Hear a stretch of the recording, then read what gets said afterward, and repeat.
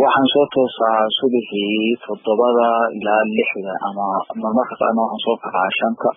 5 marmarka qaarkoodna habeenkii baan seexan oo aan wararkaas asxaabtayda ku daahayo xilliga ma seexda marka ma iide waqti aan magaranaysa subaxii waqti waa isku magaranaysa in qof gurigii 24 hours gurigii joogaan ay magaranaysa marka waqti magaranaysa subaxii aan soo kaco masjid oo cayiman maalinteeda aan soo kaco masjid marka wallahi horta ardaan hayo meesha waxaan ka baranaa laakiin niyad hadda wax lagu akhriyo majido waxa weeye inaad warka iyo aad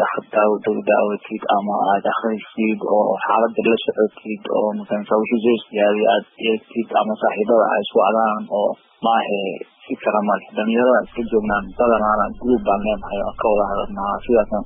taas waqtiga inta waqti badan isku dhaafsan horta dawlad jaamacaddan dhigano qof walba jaamacadda group u samaysay oo magaranaysa ardada caafimaadkoodana looga magaranaysa looga wahaya oo qofkii xanuunkii ama calaamadii xanuunku ka soo baxo oo kale oo si ay u caawiyaan istaaf u geeyaan oo kale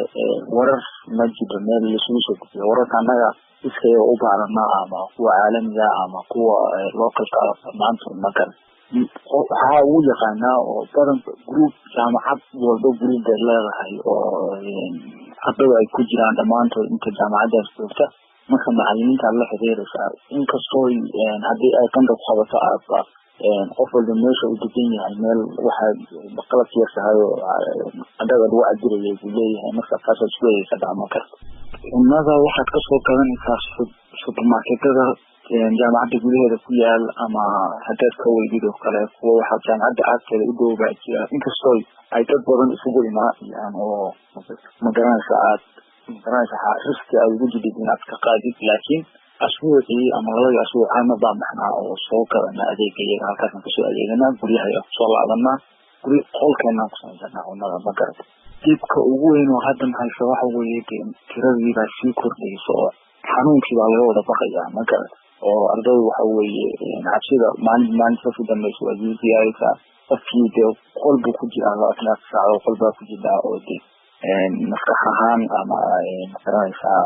nafsiyan uma fiicna oo magaranaysaa sariir inaad seexatid soo kacdid mobilka aad magaranaysaa isku mashquulisid sidaas weeye xaaladayda magarata maalinlaha wallahi de waxa ugu badan oo aan ka wada hadalno waa xaaladaas national ka daadkureeyo badanaa aan ka wada hadalnaa rajaduna maalinta kasii dambaysa waa sii xumaanaysaa oo dee aad dhalinyarada loo wada niyadsan yahay marka aragtid qof maalin walba wadan asxaabtaadii oo wadankoodii ay qaadayaan waa niyad jabaysaa magarata maya iskuma tegi karno oo jaamacado kala duwan baana dhigtaa oo ilaysuma dawa inta isla joogta xataa in telefonka laga wada hadlo maaha isma aragno aad iyo qof walba qolkiisa ku adeegsan yahay keli ku yahay aad iyo wallahi waa la xiriirnay kala dhaan badan waa sameynay ilaa iyo hadda magaranaysa jawaabtii aan sugaynay ma haynay meel hoo u baahan hadal waxba kama tarahayo magaranaysa marka waxa weeye dawladdu ilaa hadda qayla dhaanteedii jawaabtii aan ilanaynay ilaa hadda kama hayno aan ka sugaynay